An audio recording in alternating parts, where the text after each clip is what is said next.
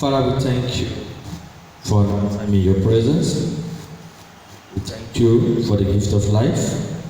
Thank you for counting us worthy to see another beautiful day that you have made, and we are rejoicing and we are glad in it. Father, we thank you because it's not by our power or our might that we are alive today, but it has pleased you to count us worthy to see this beautiful day. Mighty Jehovah, King of glory, may your name be glorified in the name of Jesus. Our Father, our God, we have come this morning to learn at your feet. Father, open our minds to be receptive to your words. Grant us unction of understanding and grant us unction of speech. For in Jesus' name we pray. Amen and amen.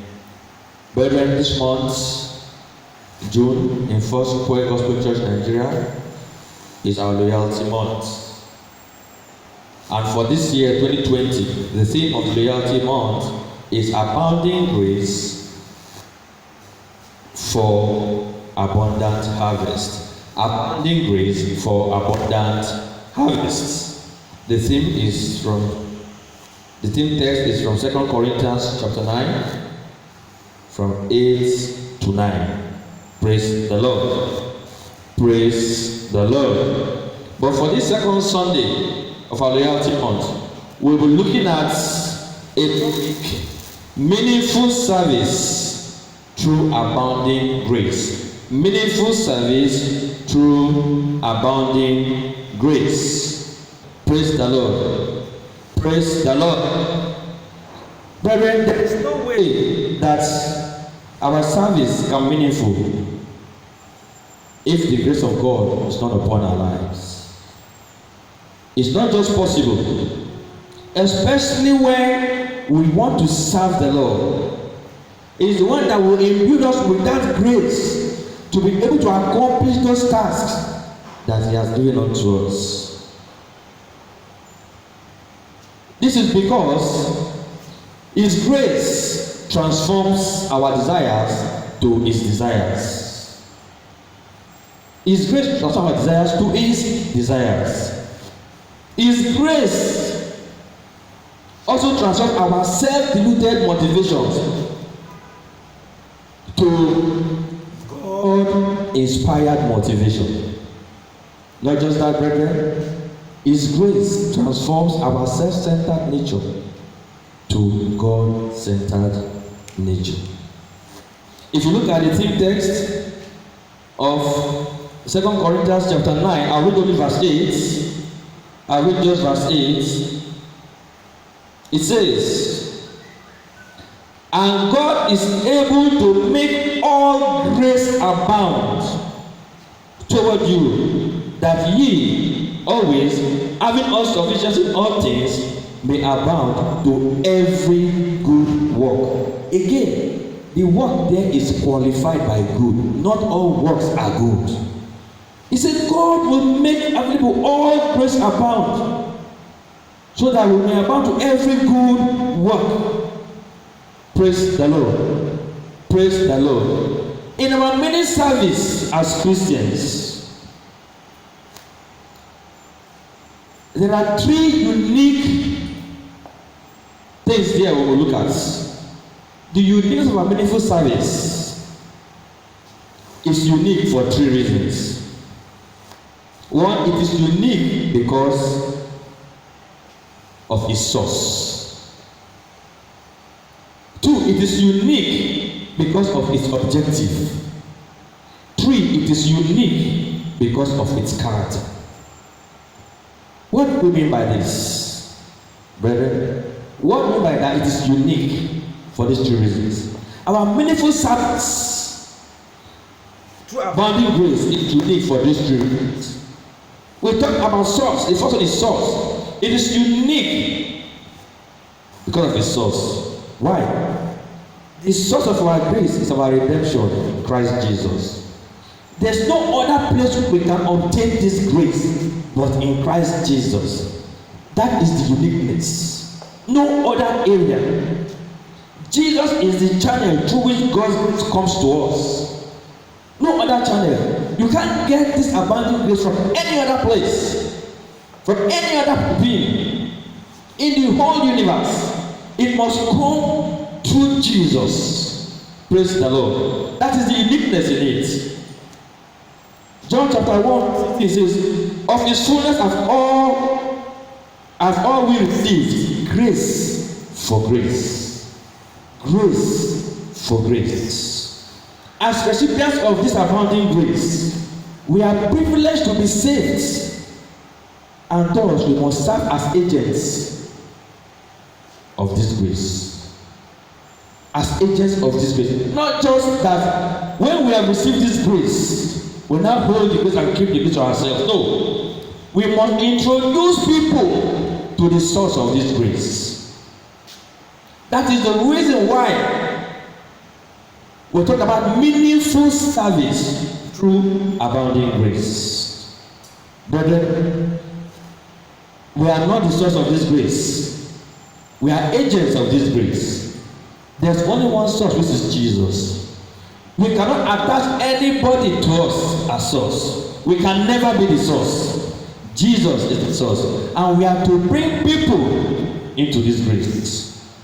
Praise the Lord. Praise the Lord. We receive this grace by our redemption in Christ. Therefore, we must always bring people to this grace as service to our Lord Jesus Christ. It is not enough for us to just have this grace and keep it to ourselves. No, we are to be agents of this grace. Praise the Lord. The second reason why the meaningful service through abounding grace is unique is because of its objective. Now, what is the objective of you being saved? What is the objective of you having abounding grace? What is the objective of your service to the Lord? How meaningful is this your service to the Lord? How impactful? How significant? You will agree with me that we are saved to serve. We are saved to serve. As the Father sent Jesus Christ, so also He sends us. John 20:21. So also He sends us. We are also to serve, but not just to serve, because the world will say the end justifies the means. But is that true? No. If the end justifies the means, how come God was angry with Moses when he was to provide water for the children of Israel? He did not follow the instruction of the Lord. But water was provided, that is the end result. But the method was wrong. So in kind of objective, we must follow a particular model. In the business world, we call it core values. When you are in a company, companies have what they call vision, mission, then core values. The core values is what goes to check to say that these are how we are going to operate to achieve our mission and our vision. Let me ask you a question. If whether you call it a good distribution or a care distribution or BD or whatever, let's put them together and call them NEPA. If they tell you that one of their core value is customer satisfaction, will you believe it? No. Because if your customer satisfaction is one of your values, you will work towards satisfying your customers. Ditto for the things that concerns God. You cannot enter into the service of God without having core values of the objective. You have to achieve that objective. And in all this, our model is Jesus Christ. Our model is Jesus Christ. We must model our service after Jesus Christ. Praise the Lord. Praise the Lord. And in doing this, while you are working in the vineyard of God, it's always good to step back and appraise yourself once in a while to see if in pursuing the objective you are following the core values after Jesus Christ. What we call the modeling after Jesus Christ.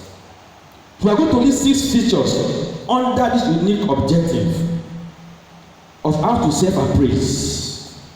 have to self-appraise. Number one, to actually self-appraise yourself, to ensure that you have not derailed from the meaningful service through abounding grace, is that you must serve with humility. Philippians 2:6-8. We must serve with humility. Our Lord Jesus was a role model. Imagine, he left his throne, he came down to earth, into an average family, and passed through all that he passed through. Then his authority. He was humble to the core. Even washing the feet of his disciples. He's the master, but he came down to wash their feet. You might not understand washing the feet, but it's not just to wash feet. You can decide to wash my feet now, my belief. But when people that are in the desert wear slippers and they move around for so long and you want to wash their feet, you will know that it's not easy to wash their feet. He washed their feet to demonstrate something to them. These same disciples, they were arguing for who is the greatest among them. Brethren, if in the church or where you are serving the Lord in any capacity, you feel that the work that you are doing is more important than any other person's job there, then you are not being humble. You are not following the model of Jesus Christ. There is no job in the house of God that is more important. I'll give an example. Right now, I am visible. You are seeing me preaching to you. But without the person that is recording this message, you will not see me preach to you. So are you saying that, or am I going to say that because I am visible and the person recording is not visible, then my job is more important? Or in coming to church this morning, we just enter into the church and we start ministry. No. People clean the church. But you won't see them, but you will see the work that they have done. We cannot come to church and just sit down without the church being put in a tidy situation. So everybody's work is important. The day you start seeing your job as more important than that person's job, then check yourself. Humility is becoming far from you. So we must model our service to God with humility. That's one of the core values we must use. Serve with humility. Number 2, remember, we are talking about the features of how to self-appraise ourselves under the objective of forgiveness. We must serve with gladness. Psalm 100 verse 2. And Philippians 4:4. We must serve with gladness. Are you serving God grudgingly or with gladness? Do you complain when you are doing the job for God? Do you grumble, am I the only one? Every time we have done the will God. Every time I'm the one that will do this. Why should I be the only one? I'm tired. You are grumbling, but you are doing the work. Do you think blessings can come from that? We must learn to serve God with gladness. When you are just like a man that wakes up in the morning to go to work, I say, oh my God. So I'm going to this office again. Child, God, you are not happy to go to the office. Maybe probably you don't like the job or you don't like your boss. Brother, that is suffering. You are suffering yourself. We should see serving God more as an opportunity or a privilege rather than obligation or a duty. It should be like an hobby. You know, when you are to all these footballers, if you ask them, tell me that football is their hobby. But they are making a lot of money from it, but it's their hobby. So they are happy. There are some footballers that is not their hobby, it's just a joke. The one that is their hobby, they are enjoying themselves every time. Without going to the field, they are not happy. Ditto for some brethren in the church. Some brethren, if they did not do evangelism for one day or once in a week, they are not happy. Their joy comes from evangelism, some from visitation, some from cleaning the church. So different areas. Some they must always sing in the choir. If you say, brother, sister, you will not sing for 2 weeks. For that 2 weeks, there's no joy in them. Because that's what gives them joy. That's the area where they serve the Lord with joy. You must serve God with gladness. We must serve God with gladness. It is not enough to just serve God. If you realize that each time you are serving the Lord, you are not happy, you are grumbling, you are forcing yourself, then check yourself. You are not performing meaningful service. You might be serving, but your service is not meaningful. Praise the Lord. Praise the Lord. The third thing is to serve from the heart. Serve from the heart. What do you mean serve from the heart? Your attitude, your mindset should be that I belong to Jesus. He owns me. Whatever I say I should do, I will do. Deuteronomy 11 verse 13, Colossians 3, 23 to 24. Because of time, we will not go through all these passages. We want to make the service message as brief as possible. We must serve from the heart. We must not serve as men pleasers. There are some people, the only time you will see them, if they are arranging chairs, for example, down in the church, they won't do anything. But when they see probably the pastor or the leader, they will join. Men pleasers. We must not be men pleasers. Whatever we do, we must do it heartily, as unto the Lord and not to man. We must serve from our hearts. Whether you are being looked at, whether we are being commended, whether people are still doing it, is not important. The important thing is that your master in heaven sees you, sees your heart, sees you are doing it and is giving you joy to do it. And your reward comes only from your master in heaven, not from man. If you get the reward from man, there's no reward in heaven. Praise the Lord. Praise the Lord. The fourth model or core value you must look while serving is we must serve with excellence. We must serve with excellence. Romans 12:11 says, not slothful in business, fervent in spirit, serving the Lord. We must serve with excellence, with diligence and excellence. We cannot just work for God haphazardly. Just let me just do it the way it is, Jerry. No be church or who is looking at me? Nobody's looking at me. Let me just do it. No. Whatever you do, you must do it with excellence. And the beautiful part is that as long as the abounding grace is with you, excellence will always follow you.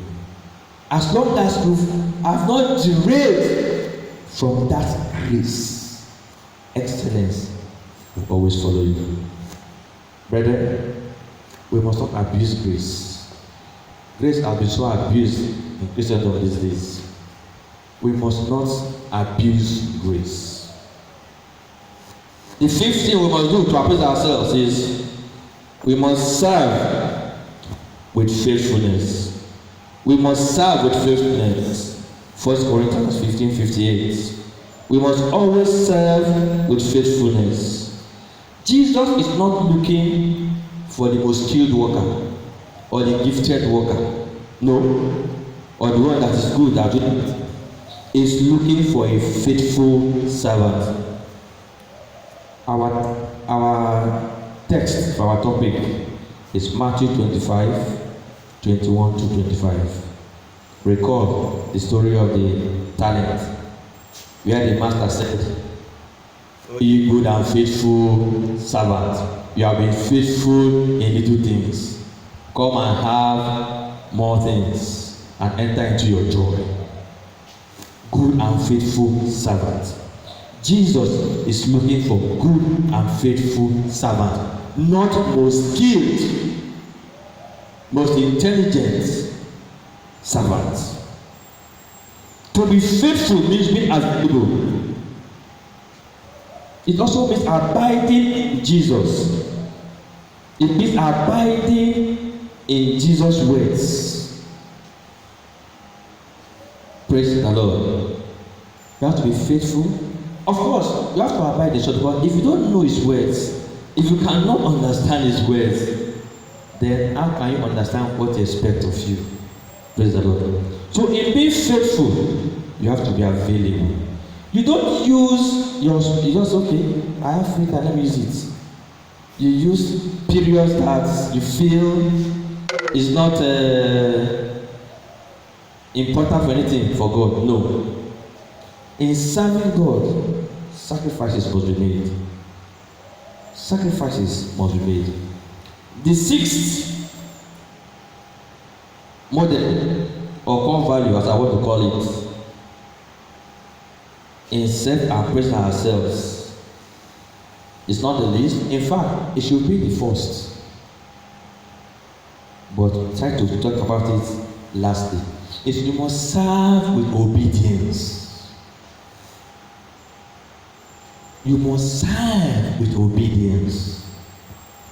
We are talking about the objective and how to monitor yourself, check yourself like a checklist, appraise yourself to see if you have not derailed. You must serve with obedience. The question is, what kind of obedience do you portray in serving God? Is it selective obedience? Like Saul. You know, Saul was asked to go to the Amalekites and take them out. Everything. But King Saul went there, carried out the instruction to an extent. He selected what to obey in the instruction and what not to obey. And of course, we know how he ended because of that. That will tell you that selective obedience is actually disobedience. Or you serve God with partial obedience. You recall the prophet that was sent to Hebron to go and deliver a message to the king, and that he must not hit that place. He must not even stay. He must move back away to another road. Of course, he actually went there, delivered the message God sent to deliver. As he was going back, a senior colleague, a senior prophet called him and convinced him to hit. Of course, we know how it ended. He died. He was killed by a lion. Praise the Lord. Partial obedience is also disobedience. The truth about this life today is that in the world of today, half truth is everywhere. Half truth, half truth, half truth. That's why Satan went to Eve and said, "Did God say you should not eat all the fruit?" That's not what God said. But he knew where he was going to. Half truth is more dangerous than lies. Because if you are not careful, you will not see it. Just like selective obedience or partial obedience. In the house of God today, we select who to obey and what to obey. We select the instructions to follow and that not to follow. We tell ourselves, no, that was in those days. It does not matter these days. Things have changed. Today we have different genders. And we say, if anybody say, no, we must not say you are old school. You are old school. This is a new millennium. You must follow the new trend. That's what the word has taught. Or you completely obey God. There's in fact, I should have tried that one. Serve with complete obedience. And Jesus is our model in this one. It's our model. Jesus, as God, Father, this suffering is too much. Take it away from me. But he said, not my will, but your will. There are some areas you will serve the Lord that might not be comfortable for you, might not be convenient for you. And God is asking you, that is where I need you, my son, my daughter. Follow it through. A crown of glory is waiting for you. Not just eternally, but even here on earth. Praise the Lord. I want to talk about Abraham. Abraham was tested by God. Go and kill your son. Imagine Abraham, his age, to kill the one that God has said is the promised child. And he was to follow through. God just wanted to test him. Brethren, do we know if God is testing us by asking us to do the things he wants us to do? Or God wants us to follow through? In following the objective of bringing people to the redemptive Jesus Christ, we must be sure that we obey all that has asked us to obey. John 14:15 says, if ye obey my commandments, what happens? If you obey Jesus, that means you are for him. That means you have your glory. That means you will always be with you. Brethren, we have listed 6 core values under objectives. Why walking? Why serving in the house of God? If you feel like doing any job, you cannot, a man cannot give an assignment. You are working in a company. That's what they call job description. That's the job you must do. They give you a job description. You are now doing something different from your job description. 1, you will not be promoted. 2, you might lose your job. So if God is giving you a job description on how to achieve his objective through you, you have to obey.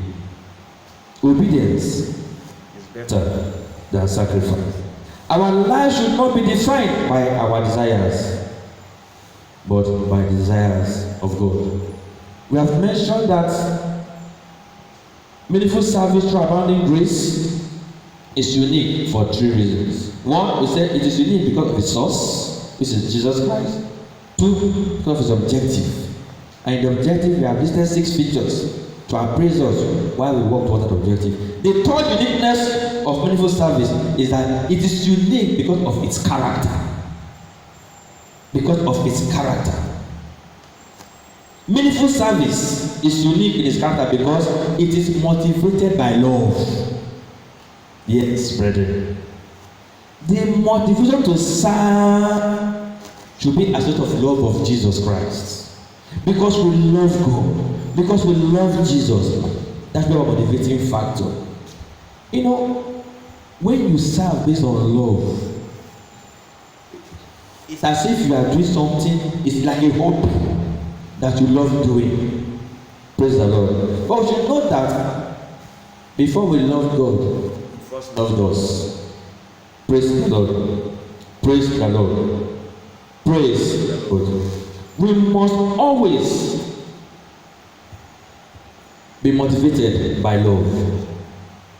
Without love, it's not be easy. It will become selfish. It's because selfish to draw people to Jesus. Recently, one of my friends was asking that it would be nice so if we know the number of people that will make heaven. And I was saying, it would be nice if we know how to go about these things. And I said, no, we don't need to know that. All we need to do is to populate heaven. If I love you and you love me, if I have something good, you will introduce that something good to me. If I have something good, I should introduce to you if I love you. It's only when there's no love that I will hide something good from you, or you hide something from me. Every little act done out of love for the Lord Jesus abides forever. Praise the Lord. Praise the Lord. Brethren, because of time, I want to conclude shortly. We should note that we are discussing meaningful service through abounding grace. Without the grace of God in our lives, we cannot achieve any meaningful service. Jesus said, I am the vine, you are the branches. He who abides in me and I in him bring forth much fruit. For without me you can do nothing. Without the grace of God in our lives, we can achieve nothing. Without his grace, there cannot be any meaningful service. We must not leave the source of this grace, which is Jesus. We must always focus on the core values to achieve our objective. And upon that, our character must be motivated by love. God has designed us to serve him. We have been created unto good works. It is not God's will that we are inactive. It is time to be activated unto meaningful service for the Lord. Brethren, this is not the time to be idle. Whatever you know is fine to do, do it with all your might. It's not the time to be idle. If you are asking yourself, What can I do? Where will I start? Do whatever you are found to do where you are, and start where you are. And as we do this, we shall reap the benefits of our meaningful service through abounding grace in Jesus' name. Praise the Lord. Shall we pray? Father, in the name of Jesus, mighty Jehovah, King of glory, we thank you for another time in your presence. Father, we pray that the message that we have heard today will not count against us on the last day. Father, help us to see areas that we are failing. Help us to see areas that we need to improve on. Let the Holy Spirit, O Lord, purge us clean. Father, in whatever way that we have derailed in serving you, Father, refocus us once again in the name of Jesus. And in whatever area that we need to serve you and we are not, Father, open our eyes to it in the name of Jesus. For in Jesus' name we have prayed. Amen.